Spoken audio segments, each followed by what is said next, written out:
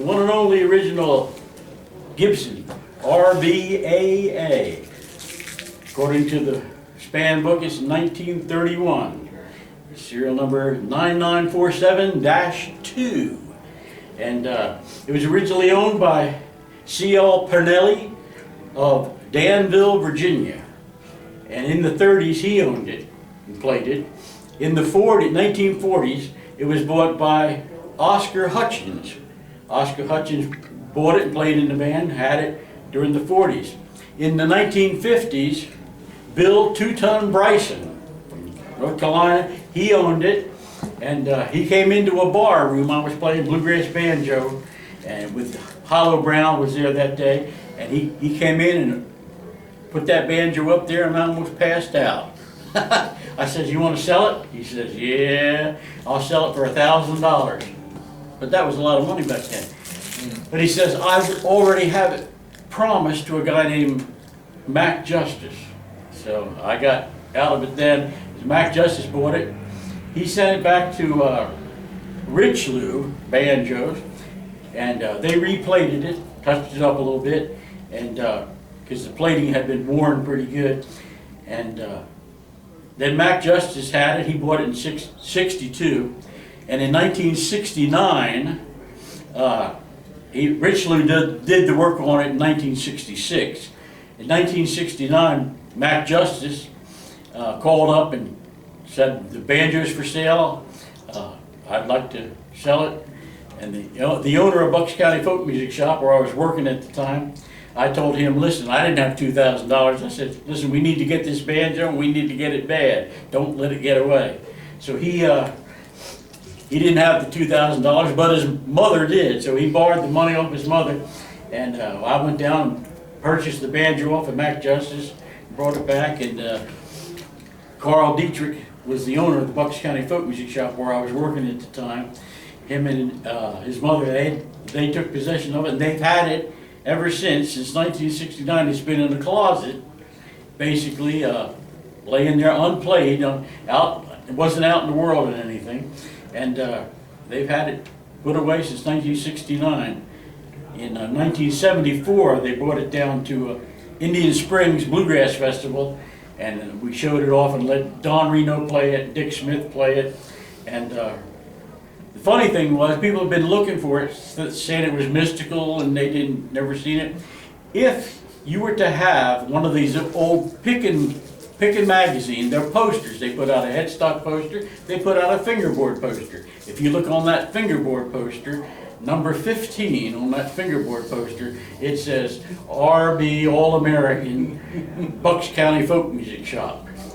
And there it was, and there it's been sitting since 1969. And the owner, Carl Dietrich, a good friend of mine, I worked for him for about 10 years. We were in a band together. He died this past year in 2023. He passed away, and now his wife and 2 daughters have the banjo up for sale. And here it is in all its radiant splendor. My goodness.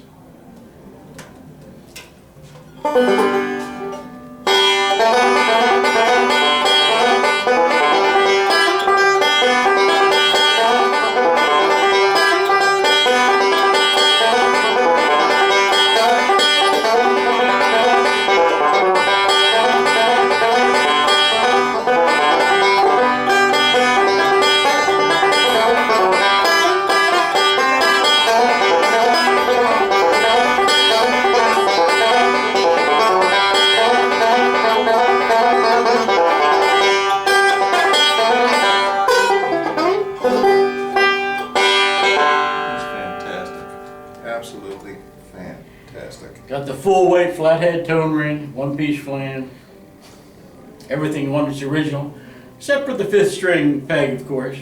People say, "Oh, it don't have the original 5th string peg on it."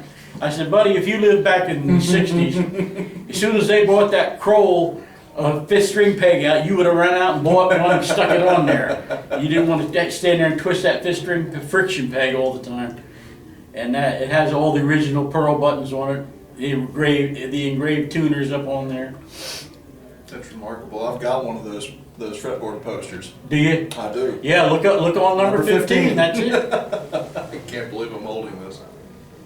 That's absolutely. One of one. You can buy many, you can buy a bunch of D45s, you can buy a bunch of Laura mandolins, Bunch of Granadas. bunch of granadas, but you can only buy one RB All-American. RB All-American.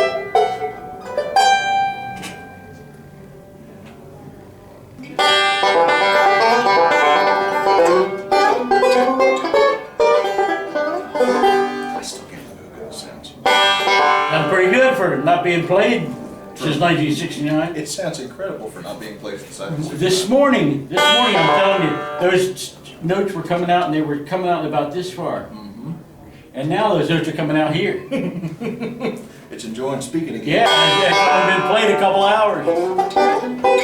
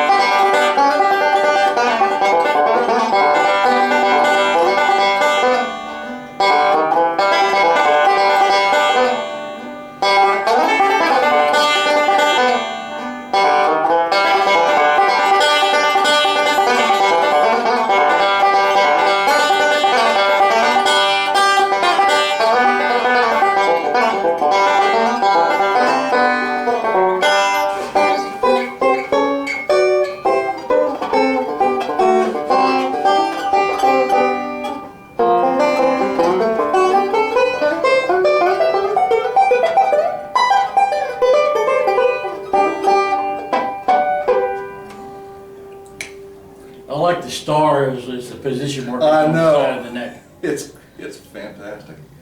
So, when it was, the carving was retouched, was it the entire banjo that needed it in spots, or was it just on the resonator, or? I'm not sure exactly where he touched it up at, but I know that he did some touch-up work. I wonder who actually did the carving in Kalamazoo, and Yeah, I don't know who did that. it's beautiful. I still can't believe I'm holding it, honestly. The legend, the legend. myth. Here it is.